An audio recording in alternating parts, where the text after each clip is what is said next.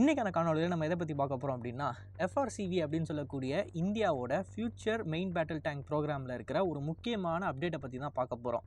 இந்த அப்டேட் எந்த அளவுக்கு முக்கியமானது அண்ட் இதுக்கு பின்னாடி உள்ள டிபேட்டையும் தான் தெளிவாக டிஸ்கஸ் பண்ண போகிறோம். ஸோ நான் உங்கள் ஆகாஷ், தமிழ் பொக்கிஷம் வழங்கும் டிபி டிஃபென்ஸ். முதல் விஷயம், FRCV அப்படின்னு சொல்லக்கூடியது என்ன ப்ரோக்ராமு, இது எதை ரீப்ளேஸ் பண்ணுறதுக்கு இருக்குது அப்படின்றத நம்ம அடிப்படையில் புரிஞ்சுக்கணும். இந்தியாவோட உள்நாட்டு தயாரிப்பு அப்படின்னு சொன்னிங்கன்னா அது அர்ஜுன் MBTன்னு சொல்லலாம். இந்த அர்ஜுன் MBTயை வந்து முழுக்க இந்தியாவில் உருவாக்கி என்ன தான் நம்மளோட ப்ரைடாக வச்சுருந்தாலும் அதில் சில டெக்னிக்கல் பிரச்சனைகள் இருக்குது. முதல் பிரச்சனை அதோட வெயிட்டு, அதுக்கப்புறம் அதில் இருக்கக்கூடிய தொழில்நுட்பங்கள். இந்த இரண்டுமே இந்திய இராணுவத்துக்கு அதோட பயன்பாட்டுக்கு ஏற்ற மாதிரி இல்லை அப்படின்ற காரணத்தினால் இந்த பீரங்கியை இந்திய இராணுவம் அதிகப்படியான எண்ணிக்கையில் இண்டெக்ட் பண்ண மறுக்கிறாங்க. ஒரு உதாரணத்துக்கு சொல்கிறேன், சமீபத்தில் கூட இந்தியன் ஆர்மி ஒரு ஆர்டர் ஒன்றை ப்ளேஸ் பண்ணியிருப்பாங்க. அந்த ஆர்டரில் 450 வெஹிக்கிள்ஸ் தான் ப்ளேஸ் பண்ணியிருப்பாங்க. ஆனால் 450 வெஹிக்கிள் தான் இந்தியாவுக்கு தேவையா அப்படின்னு பார்த்தீங்கன்னா கிடையாது. ஏன்னா T-72 அப்படின்னு சொல்லி 2000க்கும் மேற்பட்ட பீரங்கிகள் நம்மளோட இராணுவத்தில் இருக்குது. இந்த பீரங்கிகள்லாம் ரொம்ப பழைய பீரங்கிகள். இந்த பீரங்கியை இமீடியட்டாக ரீப்ளேஸ் பண்ணி ஆகணும். ஸோ டிமாண்ட் இருந்தும் இந்த பீரங்கிகளுக்கு கம்மியான ஆர்டர் தான் நம்ம கொடுக்குறோம் அப்படின்னா இந்திய இராணுவத்தோட ஸ்டைலுக்கு ஏற்ற மாதிரி அர்ஜுன் MBT இல்லை அப்படின்றது நமக்கு தெளிவாக புரியுது. அதற்கு மெயினான காரணங்கள்னு பார்த்தீங்கன்னா அதோட வெயிட்டு தான். அந்த வெயிட்டுக்கு பின்னாடி டிலேஸ் அப்படின்னு சொல்லி நம்ம ஒரு காரணத்தை சொல்லலாம். இதுக்கு பின்னாடி பியூரோக்ரசி அப்படின்றது ஒன்று இருக்கும். ஸோ அது ஒரு பெரிய டாப்பிக்கு. பட் இன்றைக்கான காணொலியில் FRCVயை பற்றி மட்டும்தான் பேச போகிறோம். அதுலேயும் குறிப்பாக ஒரு முக்கியமான அப்டேட்டை பற்றி தான் பேச போகிறோம். அண்ட் இந்த அப்டேட் அப்படின்றது அர்ஜுன் MBTயிலேருந்து ஒரு சேஞ்சாக தான் வருது. இப்போ அர்ஜுன் பீரங்கி அப்படின்னு எடுத்துக்கிட்டிங்கன்னா அதோட ப்ளஸ் அப்படின்னு சொல்லி நம்ம ஒன்று சொல்லலாம், அதோட மைனஸ்னு ஒன்று சொல்லலாம். அதோட ரைஃபிள்டு கன். ஒரு கன்னை எதுக்கு நம்ம ரைஃபிள் பண்ணுறோம் அப்படின்னா, அதாவது அந்த கன்னுக்கு உள்ளே வந்து ரைஃபிளிங்னு சொல்லி ஒரு ப்ராசஸ் ஒன்று பண்ணுவாங்க. அந்த ப்ராசஸ் பண்ணோம்னா தான் அந்த ரைஃபிளை விட்டு வெளியே வரக்கூடிய அந்த ஆமுனிஷன் சுற்றிக்கிட்டே வெளியே வரும். இப்போது ஒரு தோட்டாவோ இல்லை ஒரு குண்டோ சுற்றிக்கிட்டே வெளியே வருது அப்படின்னா அது ஸ்டேபிளைஸ்டாக பறக்கும். ஒரு பொருளை சும்மா தூக்கி போடுறதுக்கும் அந்த பொருளை லைட்டாக சுட்ட விட்டு ஸ்பின் பண்ணி தூக்கி போடுறப்பையும் அதுக்கு உண்டான அக்யூரசி டிஃபரன்ஸை நம்மளால் பார்க்க முடியும். ஸோ ஜென்ரலாக தொலை தூரத்தில் இருக்கிற ஒரு டார்கெட்டை நீங்கள் அடிக்கணும் அப்படின்னு நினச்சிங்கன்னா அந்த டார்கெட்டை நோக்கி அனுப்பக்கூடிய அந்த பொருள் ஆமுனிஷன் ரவுண்ட் அப்படின்றது சுற்றிக்கிட்டே போச்சு அப்படின்னா ஸ்டேபிளாக போகும் காற்றுல. ஸோ இந்த பிரின்சிபலை ஃபாலோ பண்ணி தான் உலகத்தில் இருக்கிற நிறைய இராணுவங்கள் அவங்களோட மெயின் பேட்டில் டேங்கில் இருக்கிற அந்த மெயின் கன்னை ரைஃபிள் பண்ணி பயன்படுத்துவாங்க. அதில் ஒரு உதாரணம் பிரிட்டிஷோட சேலஞ்சர் பீரங்கியை நம்ம சொல்லலாம். சேலஞ்சர் 2மே ஒரு ரைஃபிள்டு கன்று தான். உக்ரைனுக்குள்ளே பயன்படுத்திக்கிட்டு இருக்கிற எல்லா சேலஞ்சர் 2 ரைஃபிள்டு கன்று தான். இப்போ இந்த ரைஃபிள்டு கன்னோட துல்லியத்தன்மையை பற்றி என்ன தான் நம்ம பெருசாக பேசினாலும் அது கூடவே ஒரு பெரிய ட்ராபேக் ஒன்று வருது. APFSDS ரவுண்ட் அப்படின்னு சொல்லுவாங்க. இந்த APFSDS அப்படின்றது முழுக்க கைனட்டிக் எனர்ஜியை மட்டும் பயன்படுத்தி ஒரு பீரங்கியை துளைத்து போகக்கூடிய ஆமுனிஷன் ரவுண்டு. இப்போ இதோட பிரின்சிபல் என்ன அப்படின்னு பார்த்தீங்கன்னா, பீரங்கியோட அந்த ரைஃபிள்லேருந்து வெளியே வரக்கூடிய இந்த ஆமுனிஷன் ரவுண்ட் அப்படின்றது ரொம்ப ஒல்லியாக ரொம்ப மெல்லீஸாக இருக்கும். இந்த மெல்லீஸாக இருக்கக்கூடிய ஆமுனிஷன் ரவுண்ட் அதோட வேகத்தை மட்டுமே மையமாக வச்சு எதிரிகளோட எவ்வளோ தடிமனான ஆர்மராக இருந்தாலும் அந்த ஆர்மரை தொலைச்சிட்டு அந்த பீரங்கிக்குள்ளே போகும். அப்படி தொலைச்சிட்டு போகிற அளவுக்கு இது வேகமாக வரணும். அதே சமயம் இதோட அடர்த்தி அப்படின்றதும் அதிகமாக இருக்கும். அதனால தான் டிப்ளீட்டட் யுரேனியம் ஷெல்லாம் பயன்படுத்துவாங்க இந்த குறிப்பிட்ட APFSDS ரவுண்ட்ஸில். APFSDS ரவுண்ட்ஸ் அப்படின்னு எடுத்துக்கிட்டிங்கன்னா அதுவுமே சுற்றிக்கிட்டு தான் வெளியே வரும் ரைஃபிளை விட்டு வெளியே வரப்போ. ஆனால் ரைஃபிளை விட்டு வெளியே வந்ததுக்கப்புறமா APFSDSல இருக்கிற ஃபின்ஸ்னு ஒன்று இருக்கும். அந்த ஃபின்ஸு தான் இந்த குறிப்பிட்ட ரவுண்டை சுற்ற வைக்கும். ஸோ அந்த ஃபின்னு வந்து சுற்ற வைக்கிது காற்றுல ஏரோடைனாமிக்ஸின் காரணமாக. ஸோ ஃபின்னு சுற்ற வைக்கிறதுனால ரைஃபிளுக்குள்ளேயே அது சுற்றிட்டு வெளியே வரணுன்ற அவசியம் கிடையாது. ஸோ ரைஃபிள்டு கன்னில் இந்த APFSDS ரவுண்டை யூஸ் பண்ணுறாங்க அப்படின்னா இந்த APFSDS ரவுண்டோட கேசிங்க்கு மேலே ஒரு ரிங் ஒன்று வைப்பாங்க. அந்த ரிங் என்ன பண்ணும் அப்படின்னா ரைஃபிளுக்குள்ளே இருக்கிறப்ப இந்த ரவுண்டை சுற்ற விடாமல் பார்த்துக்கும். அந்த ரிங்கு சுற்றும், ஆனால் அந்த ரவுண்டு சுற்றாது. ஸோ இதுதான் கான்செப்ட். APFSDSை நம்ம சொல்கிறோம் அப்படின்னா ரைஃபிளுக்குள்ளே அது சுற்றக்கூடாது. ரைஃபிளை விட்டு வெளியே வந்ததுக்கப்புறம் ஃபின்னை பயன்படுத்தி ஏரோடைனாமிக்கின் காரணமாக அதுவே ஆட்டோமேட்டிக்காக சுற்றிக்கும். ஸோ இப்போ APFSDS ரவுண்டை ரைஃபிள்டு கன்னிலேருந்தும் நம்ம ஃபயர் பண்ணலாம் அந்த ரிங்கை பயன்படுத்தி அப்படின்னு சொல்கிறையே, அப்போ எதுக்கு நம்ம ஸ்மூத் போர் கன்னுக்கு போகணும்? நம்ம ரைஃபிள்டு கன்னே பயன்படுத்தலாமே. ஏன்னா at the same time APFSDS ரவுண்டையும் ஃபயர் பண்ணுறோம். அப்புறம் நமக்கு தேவையான ஹை எக்ஸ்ப்ளோசிவ் ரவுண்டை ஃபயர் பண்ணணும் அப்படின்னு நினச்சாலும் அந்த ரவுண்டை சுற்ற விட்டு நமக்கு தேவையான ஸ்டெபிலிட்டியும் அக்யூரசியும் கிடைக்குது. ஸோ எதுக்கு ஸ்மூத் போர் கன்னுக்கு போகணும் அப்படின்னு கேட்டிங்கன்னா கைனெட்டிக் எனர்ஜி. ஸோ நான் ஏற்கனவே சொன்ன மாதிரி இந்த APFSDS ரவுண்ட் வந்து ஒன்று அதோட அடர்த்தி, இன்னொன்று அதோட கைனெட்டிக் எனர்ஜியை வச்சு மட்டும்தான் எதிரிகளோட பீரங்கியை தொலைச்சிட்டு போகுது அப்படின்னு. கைனெட்டிக் எனர்ஜி எந்த அளவுக்கு அதிகமாக இருக்கணும் அப்படின்னா அதோட வேகத்தை பொறுத்து தான் இருக்குது. வேகம் எவ்வளோ அதிகமாக இருக்கோ அதே அளவுக்கு கைனெட்டிக் எனர்ஜின்றதும் அதிகமாக இருக்கும். ஸோ ரைஃபிள்டு கன்னில் இந்த ஆமுனிஷன் ரவுண்ட் அப்படின்ற சுற்றிக்கிட்டே வெளியே வர காரணத்தினால் அந்த ப்ரொஜெக்டைல்ஸோட ஸ்பீட் அப்படின்றது கம்மியாக இருக்கும். ஸ்மூத் போர் கன்னில் அதுக்கு பேருக்கு ஏற்ற மாதிரி அந்த போர் வந்து ஸ்மூத்தாக இருக்கும். ஸோ உள்ளேருந்து வெளியே வரக்கூடிய ரவுண்டு அப்படின்றது ரொம்ப வேகமாக வெளியே வரும். ஸோ இதோட ஆக்சலரேஷன் அப்படின்றது கொஞ்சம் அதிகமாக இருக்கும்.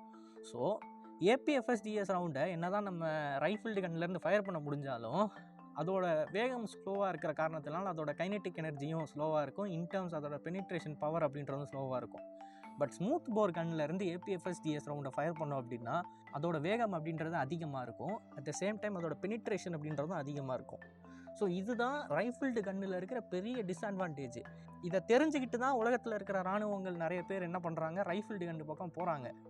உதாரணத்துக்கு சேலஞ்சர் 2, அப்புறம் நம்மளோட அர்ஜுன் மெயின் பேரல் டேங்க்கு.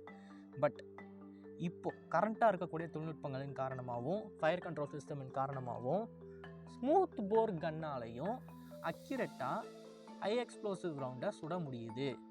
ரைஃபிள்டு கன் அளவுக்கு அக்யூரேட்டாக இல்லை, பட் ஸ்டில் அதோட டீவியேஷன் அப்படின்றது ரொம்ப ரொம்ப கம்மியாக தான் இருக்குது. அதனால் நிறைய பேர் என்ன பண்ண ஆரம்பிச்சிட்டாங்க அப்படின்னா, ஸ்மூத் போர் கன்னே நம்ம பண்ணலாம், ஏன்னா ரைஃபிள்டு கன்னை பண்ணுறதுக்கு பதிலாக அதை விட பெட்டராகவே ஸ்மூத் போர் கன்ஸ் பெர்ஃபார்ம் பண்ணுது அப்படின்னு சொல்லி இப்போது கரண்ட்டாக சேலஞ்சரோட அடுத்த சேலஞ்சர் 3 பார்த்தீங்கன்னா அதில் ஸ்மூத் போர் கன்னு தான் இருக்குது. ஸோ அதே மாதிரி இந்தியாவோட இந்த எஃப்ஆர்சிவி ப்ரோக்ராம்லேயும் நம்ம ஸ்மூத் போர் கன்னை போடுவோமா அப்படின்னு சொல்லி நிறையவே எதிர்பார்த்துக்கிட்டு இருக்கிற தருணத்தில் நமக்கு கிடைச்ச நல்ல செய்தி, எஸ், எஃப்ஆர்சிவிலையும் ஒரு ஸ்மூத் போர் கன்னு தான் இருக்குது 120 mm. இப்போது கிளியரான டிஃப்ரென்சஸ் நமக்கு ரைஃபிள்டு கன்னுக்கும் ஸ்மூத் போர் கன்னுக்கும் உள்ளது தெளிவாக தெரிஞ்சு போச்சு. இதை தாண்டி என்னென்ன எஃப்ஆர்சிவியில் இருக்கும் அப்படின்னு பார்த்தீங்கன்னா அதோட வெயிட்டு தான். பொதுவாக நம்மளோட இராணுவம் அண்ட் நம்மளோட நிலப்பரப்பு இது எல்லாத்தையும் கருத்தில் கொண்டு ஒரு ஐடியா ஒன்று வச்சுருப்பாங்க. அதாவது இத்தனை டன் இருந்தால் மட்டும்தான் இந்த பீரங்கியை நம்மளோட போர்க்களத்தில் பயன்படுத்த முடியும் அப்படின்னு. அந்த எடைக்குள்ளே தான் நம்ம உருவாக்குற பீரங்கின்றது இருந்தாகணும். பட் அர்ஜுன் எம்பிடி அப்படி கிடையாது. 45 டன் வச்சிருந்த லிமிட்டை தாண்டி அது 67 டன்னுக்கிட்ட போயிடுச்சு. இப்போது இந்த அளவுக்கு எடை அதிகமாக இருக்கிற காரணத்தினால் நமக்கு என்ன டிஸ்அட்வான்டேஜ்னு பார்த்தீங்கன்னா, ஒரு பீரங்கியை ஒரு இடத்துலேருந்து இன்னொரு இடத்துக்கு நகர்த்தி கொண்டு போகிறதுக்கு நம்ம வச்சுருக்கக்கூடிய லாஜிஸ்டிக் எக்யூப்மெண்ட்டில் இந்த பீரங்கி செட் ஆகாது. அதை நான் சிம்பிளாக சொல்கிறேன். ஒரு இடத்துல சண்டை நடக்குது அப்படின்னா அந்த சண்டை நடக்கிற இடத்துக்கு மொத்த பீரங்கிகளையும் ஓட்டிகிட்டுலாம் போக மாட்டாங்க. எந்த இடத்துல பீரங்கி ஸ்டோர் பண்ணியிருக்காங்களோ அங்கேருந்து ஒரு ட்ரக்லேயோ இல்லை ட்ரெயின்லேயோ ஏற்றி தான் கொண்டு போவாங்க. அப்படி ட்ரக்லையும் ட்ரெயின்லையும் ஏற்றுறப்ப அது தண்டவாளத்துலையோ இல்லை பிரிட்ஜிலையோ இல்லை ஒரு சிவிலியன் கன்ஸ்ட்ரக்ஷன்லையோ அதை தாண்டி தான் போகும். ஃபார் எக்ஸாம்பிள் ஒரு ஹைவேல நடுவில் ஒரு பிரிட்ஜ் வருதுன்னு வச்சுக்கலாம். அந்த பிரிட்ஜில் இந்த ட்ரக்கில் பின்னாடி பீரங்கி ஏற்றிட்டு கொண்டு போவாங்க. பட் அந்த பிரிட்ஜு 45 டன் எடையை மட்டும் தான் தாங்கிறதுக்கு வடிவமைக்கப்பட்டது. அதுக்கு மேலே இடம் இருந்தால் அந்த பிரிட்ஜ் இடிஞ்சு விழுந்துரும்னு சொன்னாங்கன்னா அப்போ எப்படி இந்த பீரங்கியை டிரான்ஸ்போர்ட் பண்ணுறது? அதுவும் குறிப்பாக நம்மளோட எதிரியான பாகிஸ்தானுக்கும் நமக்கும் நடுவில் இருக்கக்கூடிய அந்த நிலப்பகுதி, அந்த ஜியோகிராஃபியில் 45 டன்னுக்கு அதிகமான இடையில நம்ம பீரங்கியை பயன்படுத்தணும் அப்படின்னு நினச்சோம்னா நமக்கு நடைமுறை சிக்கல்கள் இருக்குது அப்படின்னு இராணுவம் சொல்கிறப்ப 67 டன் இடையில இருக்கிற அர்ஜுன் எம்பிடியை நம்மளால் எப்படி அதிக நம்பர்ஸில் இன்டெக்ட் பண்ண முடியும்? இதுதான் மிகப்பெரிய கேள்வி. இதை தாண்டி இன்னும் நிறையவே டெக்னிக்கல் டிஃபிகல்ட்டிஸ் இருக்குது அப்படின்னு இராணுவத்தில் இருக்கிறவங்க சொல்கிறாங்க. ஃபார் எக்ஸாம்பிள் ஒரு T-72 T-90 பீரங்கியை கம்பேர் பண்ணுறப்ப இந்த பீரங்கி ஆப்ரேட் பண்ணுறதுல சில பிரச்சனைகள் இருக்குது அப்படின்னு சொல்கிறாங்க. பட் அந்த பிரச்சனைகள் எல்லாத்தையுமே மாடிஃபை பண்ணி தான் DRDO செகண்ட் வெர்ஷனை ரிலீஸ் பண்ணுறாங்க. ஃபஸ்ட் வெர்ஷன் ஒன்று அர்ஜுன் மார்க் 1 இருக்குது, அடுத்து அர்ஜுன் மார்க் 2 இருக்குது. மார்க் 2ல் எல்லா பிரச்சனையும் அவங்க சால்வ் பண்ணிட்டாலும் இதோடு சேர்ந்து வெயிட்டும் அதிகமாகுது அப்படின்றப்ப, ஏன்னா ஒரு பீரங்கியை நம்ம டிசைன் பண்ணுறோம் அப்படின்னா அந்த பீரங்கியை டிசைன் பண்ணி சீக்கிரம் அந்த பீரங்கியை நம்மளோட ஆர்மியில் இண்டெக்ட் பண்ணி ஆகணும். நம்ம இண்டெக்ட் பண்ண எவ்வளோக்கு எவ்வளோ லேட் பண்ணுறோமோ அவ்வளோக்குள்ள டெக்னாலஜின்றது மாறிக்கிட்டே வரும். திடீர்னு பார்த்தீங்கன்னா ட்ரோன் வார்ஃபேர்ன்றது பெருசாக பேசிக்கிட்டு இருக்காங்க. அப்போ அந்த ட்ரோன் வார்ஃபேருக்கு ஏற்ற அந்த எக்யூப்மெண்ட்டை நம்மளோட பீரங்கியில் இண்டெக்ட் பண்ணுற மாதிரி இருக்கும். பட் ஏற்கனவே பீரங்கியை டிசைன் பண்ணி முடிச்சாச்சு. டிசைன் பண்ணுறப்ப இருக்கக்கூடிய எக்யூப்மெண்ட்டை பொருத்தணும் அப்படின்னு நினச்சோம்னா மட்டும்தான் அந்த பீரங்கியோட 45 டன் இடையில அது இருக்கும். ஆனால் டிசைன் பண்ணதுக்கு அப்புறமா ஒரு 10 வருஷமாக அந்த பீரங்கியை நம்ம கிடப்பில் போட்டிருக்கோம் அதை இண்டெக்ட் பண்ணாமல் அப்படின்றப்ப திடீர்னு ராணுவம் அதை இண்டெக்ட் பண்ணணும்னு நினச்சாங்கன்னா ராணுவத்தோட அன்னைக்கு இருக்கிற டெக்னாலஜியை அவங்க எதிர்பார்ப்பாங்க. ஸோ அன்னைக்கு இருக்கிற டெக்னாலஜியை டிசைன் பண்ணி முடிச்சதுக்கப்புறமா இவங்க மேலாப்பில் வச்சு கொடுப்பாங்க. ஸோ அதுதான் இந்த பீரங்கியோட எடையை வந்து அதிகப்படுத்துது, டிசைன் கெப்பாசிட்டியை தாண்டி கொண்டு போக வைக்கிது. இதுதான் மெயினான ரீசன். இந்த மாதிரியான பிரச்சனையில் நம்ம சிக்கக்கூடாது, எஃப்ஆர்சிவியும் சிக்கக்கூடாது அப்படின்னா இந்த பீரங்கியை சீக்கிரமாக டிசைன் பண்ணி முடித்து அந்த டைமில் இருக்கக்கூடிய மாடர்ன் எலக்ட்ரானிக்ஸ் எல்லாத்தையுமே எக்யூப் பண்ணி ஆகணும். இதை டிலே பண்ணிகிட்டே போனாங்க அப்படின்னா இதுக்குள்ளே இருக்கிற பியூராக்ரஸியின் காரணமாக இதோட எடை அப்படின்றதும் அதிகமாகும். கடைசியில் அது நம்ம தலையில் தான் வந்து விழுகும். இப்போது இதை இன்னும் நான் சிம்பிளாக சொல்லணும் அப்படின்னா, நம்ம நாட்டுக்கிட்ட போய் T-72 பயன்படுத்துகிறீங்களா இல்லை M1 ஏப்ரம்ஸை பயன்படுத்துகிறீங்களா அப்படின்னு கேட்டால் நம்ம T-72 தான் சொல்லுவோம்.